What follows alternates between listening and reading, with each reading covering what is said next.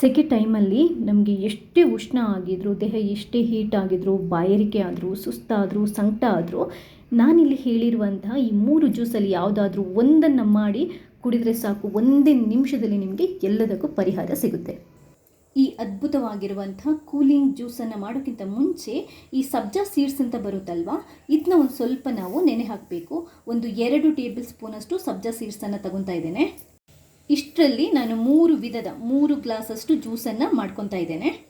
ಸಬ್ಜಾ seeds ಅಥವಾ ಕಸ್ತೂರಿ ಬೀಜ ಅಂತ ಕೂಡ ಇದಕ್ಕೆ ಹೇಳ್ತಾರೆ. ಒಂದು ಸ್ವಲ್ಪ ನೀರನ್ನು ಹಾಕೊಳ್ಳಿ. ಒಂದು 15 ನಿಮಿಷ ಇದನ್ನ ಬಿಟ್ಬಿಡೋಣ. ಚೆನ್ನಾಗಿ ಇದು ಉಬ್ಬಿ ಬರುತ್ತೆ. ಒಂದು 2ರಷ್ಟು ಲಿಂಬೆನ ತಗೊತಾ ಇದ್ದೇನೆ. ಲಿಂಬೆ ರಸ ಚೆನ್ನಾಗಿ ಬರಬೇಕು ಅಂತಂದರೆ ಇದನ್ನೊಂದು ಚೂರು ಈ ಥರ ನಾವು ನೆಲ ಕುಚ್ಕೋಬೇಕು. ಆವಾಗ ಮೆತ್ತಗಾಗಿ ನಮಗೆ ತುಂಬಾ ಚೆನ್ನಾಗಿ ರಸ ಹಿಂಡಲಿಕ್ಕೆ ಬರುತ್ತೆ. ಒಂದು ಬೌಲಿಗೆ ಕೈಯಿಂದನೇ ಈ ಥರ ಹಿಂಡ್ಕೊತಾ ಇದ್ದೇನೆ. ಕೈಯಿಂದ ಹಿಂಡ್ಕೊಳ್ಳುವಾಗ ಏನಾಗುತ್ತೆ ಅಂತಂದರೆ ರಸ ಚೆನ್ನಾಗಿ ಬರುತ್ತೆ. ಇನ್ನೊಂದು ಏನು ಅಂತಂದರೆ ತುಂಬ ಜಾಸ್ತಿ ಹಿಂಡ್ಕೋಬೇಡಿ, ಯಾಕಂತಂದರೆ ಅದರದ್ದು ಕಹಿ ಇರುತ್ತಲ್ವ ಅದು ಕೂಡ ಬರುತ್ತೆ. ಅದರಿಂದ ಸಾಧಾರಣವಾಗಿ ಹಿಂಡ್ಕೊಳ್ಳಿ. ಈ ಥರ ರೆಡಿ ಮಾಡಿಟ್ಕೊಂಡ್ರೆ ಜ್ಯೂಸನ್ನು ಈಸಿಯಾಗಿ ಮಾಡ್ಕೋಬೋದು. ಇಲ್ದಿದ್ರೆ ಈ ಥರ ಲಿಂಬೆ ರಸ ತೆಗೆಯುವಂತಹ ಈ ಸಾಧನ ಬರುತ್ತಲ್ವ, ಇದರಲ್ಲಿ ಕೂಡ ಹಿಂಡಿ ನಾವು ತೆಗಿಬೋದು. ಈಗ ನೋಡಿ, ಈ ಲಿಂಬೆ ರಸದಲ್ಲಿ ಬೀಜಗಳಿದೆ, ಅದನ್ನ ಫಿಲ್ಟರ್ ಮಾಡಿ ಬರೀ ರಸನಷ್ಟೇ ತಗೊಳ್ಳೋಣ. ಈಗ ಇದು ಇನ್ನೊಂದು ಮೇನ್ ಇಂಗ್ರೀಡಿಯೆಂಟ್. ಇದು ಏನು ಅಂತಂದರೆ ಕಲ್ಸಕ್ಕರೆ ಇರುತ್ತಲ್ವ, ಅದನ್ನ ನಾನು ಪುಡಿ ಮಾಡ್ಕೊಂಡು ಇಟ್ಕೊಂಡಿದ್ದೇನೆ. ಯಾಕೆ ಕಲ್ಸಕ್ಕರೆ, ಯಾಕೆ ಸಕ್ಕರೆ ಅಲ್ಲ ಅಂತಂದರೆ, ಕಲ್ಸಕ್ಕರೆ ಇದ್ದರೆ ಕಲ್ಸಕ್ಕರೆನ ನಾವು ಹಾಕೋದ್ರಿಂದ ಕಫಕ್ಕೆ ಒಳ್ಳೆಯದು. ಇನ್ನೊಂದು ಏನು ಅಂತಂದರೆ ಬಾಡಿನ ತುಂಬ ಕೂಲ್ ಮಾಡುತ್ತೆ. ಸೊ ಸಕ್ಕರೆನ ತಗೋಬಾರ್ದು ಅಂತ ಏನೂ ಇಲ್ಲ, ಬಟ್ ಕಲ್ಸಕ್ಕರೆ ಆದರೆ ತುಂಬ ಒಳ್ಳೆಯದು, ಆರೋಗ್ಯಕ್ಕೆ ಕೂಡ ಒಳ್ಳೆಯದು, ಹಾಗೆಯೇ ದೇಹನ ತಂಪು ಮಾಡಲಿಕ್ಕೆ ಕೂಡ ತುಂಬಾ ಒಳ್ಳೆಯದು.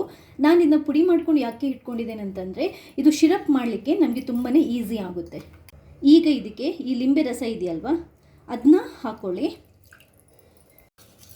ಈಗ ಇದನ್ನ ನೀಟಾಗಿ ಮಿಕ್ಸ್ ಮಾಡಿಕೊಂಡು ಚೆನ್ನಾಗಿ ಇದು ಈ ಲಿಂಬೆ ರಸ ಇದೆಯಲ್ಲ ಅದರ ಜೊತೆ ಕರಗಬೇಕು, ಸಿರಪ್ ಥರ ಆಗಬೇಕು. ಇದನ್ನ ಆ್ಯಕ್ಚುಲ್ ಆಗಿ ಒಂದು ಸ್ವಲ್ಪ ಬಿಸಿ ಮಾಡಿಕೊಂಡು ಬೇಕಾದರೂ ನೀವು ಕರಗಿಸ್ಕೋಬೋದು, ಬಟ್ ಬಿಸಿ ಮಾಡೋದ್ರಿಂದ ಆ ಕೂಲ್ನೆಸ್ ಇರುತ್ತಲ್ವ ಅದು ನಿಲ್ಲಲ್ಲ. ಅದಕ್ಕೋಸ್ಕರ ನಾನು ಇದನ್ನ ಬಿಸಿ ಮಾಡ್ತಾ ಇಲ್ಲ. ನೀವು ಈ ಥರ ರೆಡಿ ಮಾಡಿಕೊಂಡು ಬೇಕಾದರೆ ಫ್ರಿಜ್ಜಲ್ಲಿಟ್ಟರೆ ನಿಮಗೆ ಯಾವಾಗ ಬೇಕಾದರೂ ಜ್ಯೂಸ್ ಮಾಡುವಾಗ ಇದನ್ನ ಹಾಕೋಬಹುದು. ತುಂಬಾ ಸುಲಭವಾಗಿ, ಚಿಟಿಕೆ ಹೊಡೆದಷ್ಟು ಸುಲಭವಾಗಿ ನಾವು ಜ್ಯೂಸನ್ನು ಮಾಡ್ಕೋಬೋದು. ಇದೀಗ ರೆಡಿ ಆಗಿದೆ ಸಾಕಿಷ್ಟು. ನೀವು ಸಿಹಿ ಅಂದಾಜು ನೋಡಿಕೊಂಡು ಸಕ್ಕರೆನ ಹಾಕೋಬಹುದು. ಕಲ್ಸಕ್ಕರೆ ಹಾಕ್ಕೊಂಡಿದ್ದೇನೆ. ಸಕ್ಕರೆ ಆದರೆ ಒಂದು 5ರಿಂದ 6 ಟೇಬಲ್ ಸ್ಪೂನ್ 3 ಗ್ಲಾಸ್ ಜ್ಯೂಸಿಗೆ ಹಾಕೋಬಹುದು. ಈಗ ನೋಡಿ, ಈ ಸಬ್ಜಾ ಬೀಜ ಇದೆಯಲ್ವಾ, ಕರೆಕ್ಟಾಗಿ ರೆಡಿ ಆಗಿದೆ ನಮಗೆ ಜ್ಯೂಸ್ಗೆ ಹಾಕ್ಕೊಳ್ಳೋಕ್ಕೆ. ಆ್ಯಕ್ಚುಲ್ ಆಗಿ ದೇಹನ ಕೂಲ್ ಮಾಡಲಿಕ್ಕೆ ತುಂಬಾ ಹೆಲ್ಪ್ ಮಾಡೋದು ಅಂತಂದರೆ ಇದು. ಜಸ್ಟ್ ಕುಡಿದು 1 ನಿಮಿಷ ಆದರೆ ಸಾಕು, ಕಂಪ್ಲೀಟಾಗಿ ನಮ್ಮ ದೇಹ ಕೂಲ್ ಆಗುತ್ತೆ.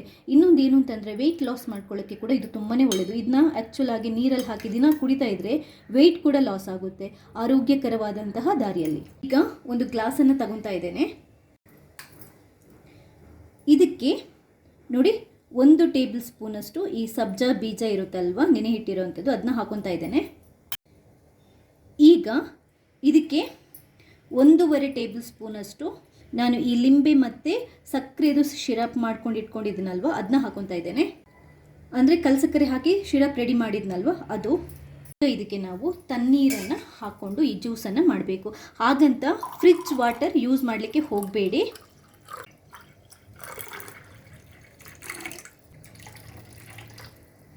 ನೋಡಿ, ನೀಟಾಗಿ ಮಿಕ್ಸ್ ಮಾಡ್ಕೊಳ್ಳಿ.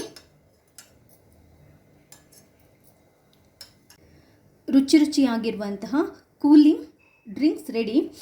ಇನ್ನೊಂದು ನಾನು ಏನಕ್ಕೆ ಐಸ್ ವಾಟರ್ನ ಹಾಕೋಬೇಡಿ ಅಂತ ಹೇಳಿದ್ದು ಅಂತಂದರೆ, ಅಥವಾ ಫ್ರಿಜ್ಜಲ್ಲಿರುವ ನೀರನ್ನು ಯೂಸ್ ಮಾಡಬೇಡಿ ಅಂತ ಹೇಳಿದ್ದು ಅಂತಂದರೆ, ಆ್ಯಕ್ಚುಲಾಗಿ ಫ್ರಿಜ್ಜಲ್ಲಿರುವಂಥ ನೀರು ಎಷ್ಟೇ ತಣ್ಣಗಿದ್ರೂ ಕೂಡ ಬಾಡಿನ ಹೀಟ್ ಮಾಡುತ್ತೆ. ಆದ್ದರಿಂದ ಆದಷ್ಟು ತಣ್ಣೀರನ್ನು ಯೂಸ್ ಮಾಡಿ. ಇಲ್ಲದಿದ್ದರೆ ಕುದಿಸಿ ತಣ್ಣಗಾಗಿರುವಂಥ ನೀರಿರುತ್ತಲ್ವ ಅದನ್ನು ಕೂಡ ಯೂಸ್ ಮಾಡ್ಬೋದು.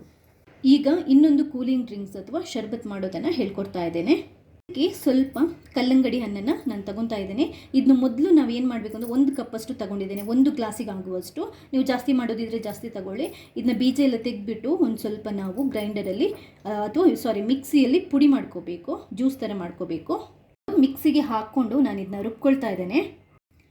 ಈಗ ಇನ್ನೊಂದು ಗ್ಲಾಸ್ ತಗೊಂಡು ನಾನು ಈ ವಾಟರ್ ಮೆಲನ್ ಅಥವಾ ಈ ಕಲ್ಲಂಗಡಿ ಹಣ್ಣನ್ನು ರುಬ್ಕೊಂಡಿದ್ದೀನಲ್ವ ಅದನ್ನ ಹಾಕೊತಾ ಇದ್ದೇನೆ. ಇದಕ್ಕೂ 1 ಟೇಬಲ್ ಸ್ಪೂನಷ್ಟು ಸಬ್ಜಾ ಸೀಡ್ಸನ್ನು ಅಥವಾ ಈ ಕಸ್ತೂರಿ ಬೀಜ ನೆನೆ ಹಾಕಿಟ್ಟಿದ್ನಲ್ಲ ಅದನ್ನ ಹಾಕೊತಾ ಇದ್ದೇನೆ. ಈಗ ಇದಕ್ಕೆ ಮತ್ತೆ 1 ಅಥವಾ 1.5 ಟೇಬಲ್ ಸ್ಪೂನಷ್ಟು ಈ ಶಿರಪ್ ಇದೆಯಲ್ವ, ಲಿಂಬೆ ಮತ್ತು ಕಲ್ಸಕ್ಕರೆದು, ಅದನ್ನ ಹಾಕೋಬೇಕು. ನೀಟಾಗಿ ಮಿಕ್ಸ್ ಮಾಡ್ಕೊಳ್ಳಿ.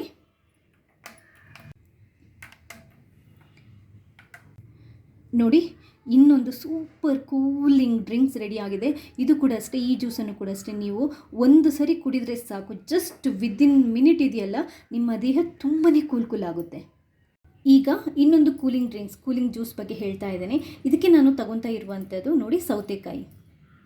ಒಂದು ಚಿಕ್ಕ ಸೌತೆಕಾಯನ್ನು ಕಟ್ ಮಾಡ್ಕೊಂಡು ತಗೊಂಡಿದ್ದೇನೆ 1 ಗ್ಲಾಸ್ ಜ್ಯೂಸ್ ಮಾಡಲಿಕ್ಕೆ. ಕಲ್ಲಂಗಡಿ ಕೂಡ ಅಷ್ಟೇ, ಇದು ಕೂಡ ಅಷ್ಟೇ. ನೀರು ಹಾಕೋಬೇಕು ಅಂತ ಇಲ್ಲ, ನಿಮಗೆ ತೆಳ್ಳಗಬೇಕು ಅಂತಿದ್ರೆ ಮಾತ್ರ ನೀರು ಹಾಕ್ಕೊಳ್ಳಿ, ಇಲ್ಲದಿದ್ದರೆ ಬರೀ ಇದರ ರಸನೇ ಸಾಕು. ಇದನ್ನು ಕೂಡ ಅಷ್ಟೇ ಚಿಕ್ಕದಾಗಿ ಕಟ್ ಮಾಡಿ ಒಂದು ಮಿಕ್ಸಿಗೆ ಹಾಕಿ ರುಬ್ಕೊಂಡು ಇದರ ರಸನ ತಗೊಳ್ಳೋಣ. ಇದು ಕೂಡ ಅಷ್ಟೇ ತುಂಬ ಅಂತಂದರೆ ದೇಹಕ್ಕೆ ಈ ಟೈಮಲ್ಲಂತೂ ತುಂಬಾ ತಂಪು. ನಮ್ಮ ದೇಹನ ಇದೆಯಲ್ವ ಡಿಹೈಡ್ರೇಟ್ ಆಗಿದ್ದರೆ ಹೈಡ್ರೇಟ್ ಮಾಡುತ್ತೆ. ಅಂದರೆ ದೇಹದಲ್ಲಿ ನೀರಿನಂಶ ಇಲ್ಲದಿದ್ದರೆ ಇದು ನೀರನ್ನು ದೇಹದಲ್ಲಿ ಜನ್ರೇಟ್ ಮಾಡಲಿಕ್ಕೆ ತುಂಬ ಅಂತಂದರೆ ತುಂಬಾ ಹೆಲ್ಪ್ ಆಗುತ್ತೆ. ಈಗ ಇನ್ನೊಂದು ಗ್ಲಾಸ್ ತಗೊಂಡು ಈ ರುಬ್ಕೊಂಡಿದ್ದೀನಲ್ವ ಸೌತೆಕಾಯಿದು ಜ್ಯೂಸ್, ಇದನ್ನ ಹಾಕೊತಾ ಇದ್ದೇನೆ. ನೀವು ಇದನ್ನ ಬೇಕಾದರೆ ಸ್ವಲ್ಪ ನೀರನ್ನು ಹಾಕ್ಕೊಂಡು ರುಬ್ಕೋಬಹುದು. ಹಾಗೆಯೇ ಫಿಲ್ಟರ್ ಇಷ್ಟ ಇದ್ದರೆ ಮಾಡಿ, ಇಲ್ಲದಿದ್ದರೆ ಏನೂ ತೊಂದರೆ ಇಲ್ಲ, ಹಾಗೆಯೇ ಡೈರೆಕ್ಟಾಗಿ ಕುಡಿಬೋದು. ಇದಕ್ಕೆ ಕೂಡ ಅಷ್ಟೇ 1 ಟೇಬಲ್ ಸ್ಪೂನಷ್ಟು ಸಬ್ಜಾ ಸೀಡ್ಸನ್ನು ಹಾಕ್ಕೊಳ್ಳಿ, ಎಷ್ಟು ಬೇಕಷ್ಟು ನೋಡ್ಕೊಂಡು ಹಾಕೋಬಹುದು. ಈಗ ಇದಕ್ಕೆ 1-1.5 ಟೇಬಲ್ ಸ್ಪೂನಷ್ಟು ಲಿಂಬೆ ಮತ್ತು ಕಲ್ಸಕ್ಕರೆದು ಶಿರಪನ್ನು ಹಾಕೊಳ್ಳೋಣ. ಮಿಕ್ಸ್ ಮಾಡ್ಕೊಳ್ಳಿ ನೀಟಾಗಿ. ಇನ್ನೊಂದು ಸೂಪರ್ ಆಗಿರುವಂಥ ಕೂಲಿಂಗ್ ಜ್ಯೂಸ್ ರೆಡಿ ಆಗಿದೆ. ನೋಡಿದ್ರಲ್ವಾ, ಸೆಕೆಗಾಲದಲ್ಲಿ ನಮ್ಮ ದೇಹನ 1 ನಿಮಿಷದ ಒಳಗಡೆ ಕೂಲ್ ಮಾಡುವಂತಹ 3 ಸೂಪರ್ ಹೆಲ್ದಿ ಆಗಿರುವಂತಹ ರೆಸಿಪಿನ ರೆಡಿ ಮಾಡ್ಕೊಂಡಿದ್ದೇವೆ. ಇದರಲ್ಲಿ ನೀವು ಎಲ್ಲದನ್ನು ಒಟ್ಟಿಗೆ ಮಾಡಿ ಕುಡಿಬೇಕು ಅಂತ ಏನೂ ಇಲ್ಲ. ನಿಮಗೆ ಯಾವುದು ಈಸಿ ಅನಿಸುತ್ತದೋ ಅಥವಾ ಮನೇಲಿ ಯಾವ ಇಂಗ್ರೀಡಿಯೆಂಟ್ಸ್ ಇದೆಯೋ ಅದನ್ನ ಮಾಡಿ ಕುಡಿಬೋದು. ಸಬ್ಜಾ ಸೀಡ್ಸ್ ಹಾಕಿ ಈ ಜ್ಯೂಸನ್ನು ಮಾಡೋದ್ರಿಂದ ಆರೋಗ್ಯಕ್ಕೆ ತುಂಬಾ ತಂಪು, ದೇಹಕ್ಕೆ ತುಂಬಾ ಒಳ್ಳೆಯದು, ರೋಗ ನಿರೋಧಕ ಶಕ್ತಿಯನ್ನು ಜಾಸ್ತಿ ಮಾಡಲಿಕ್ಕೆ ಕೂಡ ಒಳ್ಳೆಯದು, ಹೆಲ್ದಿಯಾಗಿರೋಕ್ಕೆ ಒಳ್ಳೆಯದು. ಬ್ಯಾಡ್ ಕೊಲೆಸ್ಟ್ರಾಲ್ ಇರುತ್ತಲ್ವ ಅದನ್ನ ಕರಗಿಸಲಿಕ್ಕೆ ಕೂಡ ಇದು ತುಂಬ ಅಂತಂದರೆ ತುಂಬಾ ಒಳ್ಳೆಯದು. ಥ್ಯಾಂಕ್ಸ್ ಎಲ್ರಿಗೂ.